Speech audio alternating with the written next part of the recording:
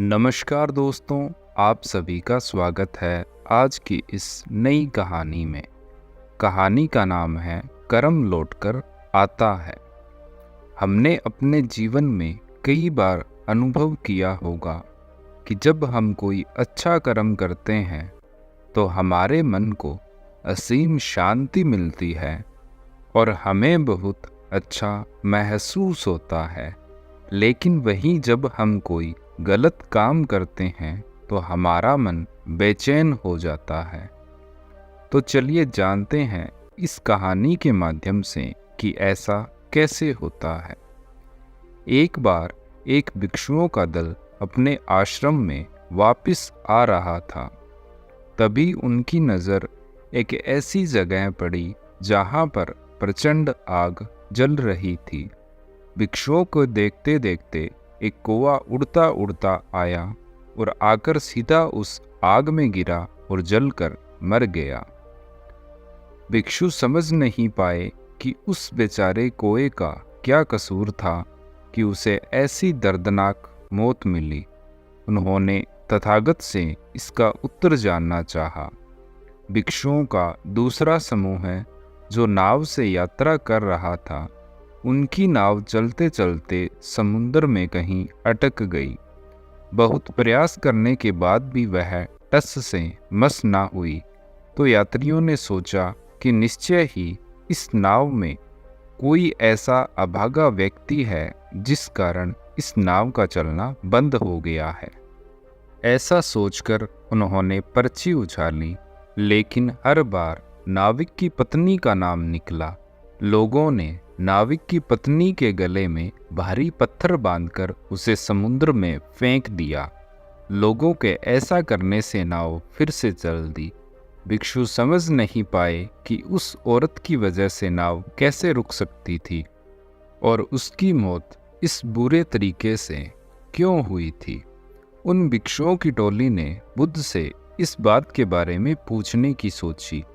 भिक्षुओं का तीसरा समूह है जो कहीं जा रहा था। रात्रि में उन्हें कहीं पर विश्राम करना पड़ा तो उन्होंने पास में ही एक गुफा देखी और सभी उस गुफा में ही सो गए। सुबह उठकर देखा तो उन्होंने पाया कि गुफा के द्वार पर एक विशाल पत्थर आकर फंस गया है जिसे वो हिला नहीं पा रहे हैं, जिससे उनके गुफा से बाहर निकलने का रास्ता भी बंद हो गया था, जिससे उन्हें उस गुफा में बिना कुछ खाए पिए रहना पड़ा और 7 दिन बाद वह पत्थर वहाँ से अपने आप हट गया था। वे भिक्षु भी इस बात को समझ नहीं पाए कि उनके साथ ऐसा क्यों हुआ। उन्होंने 7 दिनों तक ऐसे बंद क्यों रहना पड़ा। उन्होंने भी अपने प्रश्न का उत्तर बुद्ध से जानना चाहा। तीनों भिक्षुओं की टोली बुद्ध के पास पहुंची और अपने अपने प्रश्न किए। बुद्ध ने उनके निवारण के लिए अपनी अंतर्दृष्टि से ध्यान लगाकर देखा तो उन्होंने समझाया। भूतकाल में एक किसान के पास एक बैल था जो बहुत ही आलसी था।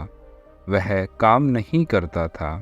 एक दिन किसान को उस पर बहुत गुस्सा आया और उसने एक घास के बने चबूतरे में, जहां वह अपने बैल को बांधता था, उसमें जानबूझकर आग लगा दी और बैल बेचारा जलकर मर गया।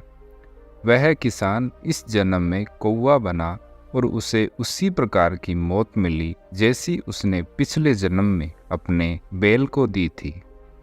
भिक्षुओं की दूसरी टोली के उत्तर देते हुए महात्मा बुद्ध ने कहा, नाविक की पत्नी अपने पूर्व जन्म में एक महिला ही थी।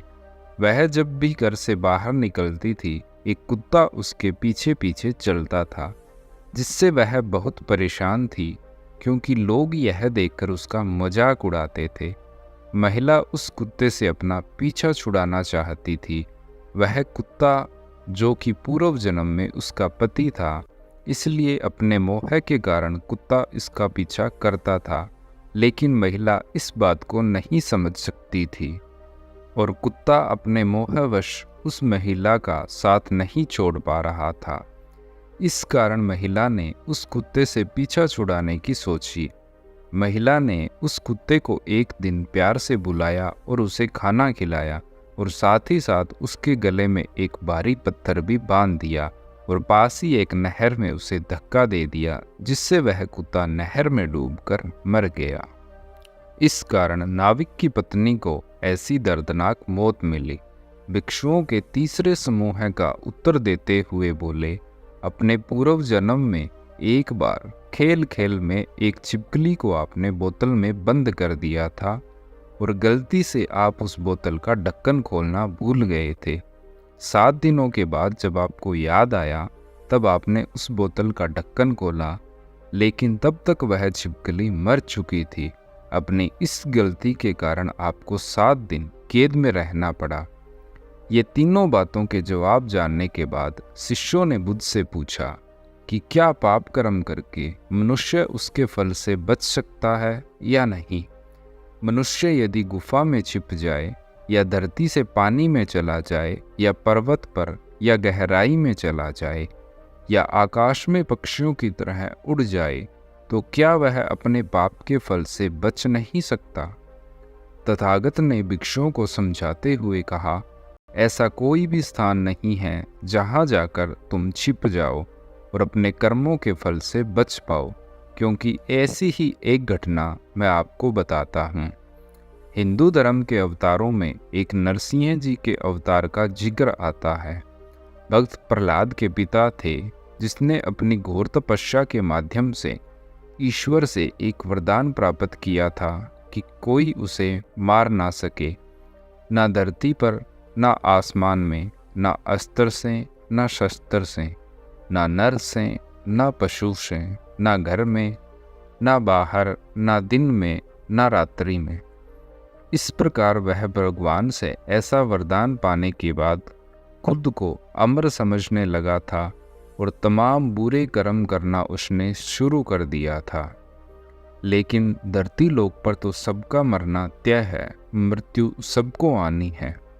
जब प्रहलाद के पिता की मृत्यु आई तो भगवान ने नरसिंह अवतार धारण किया। आधा रूप पुरुष का था और आधा शेर का। घर और बाहर नहीं बल्कि घर की दहलीज पर मारा गया। धरती और आसमान को छोड़कर उसे नरसिंह जी ने अपनी गोद में मारा। किसी अस्त्र या शस्त्र से मारने की बजाय उसे अपने नाखूनों से मारा। न दिन में न रात में मारा, बल्कि गोधूली यानी संध्या के समय मारा।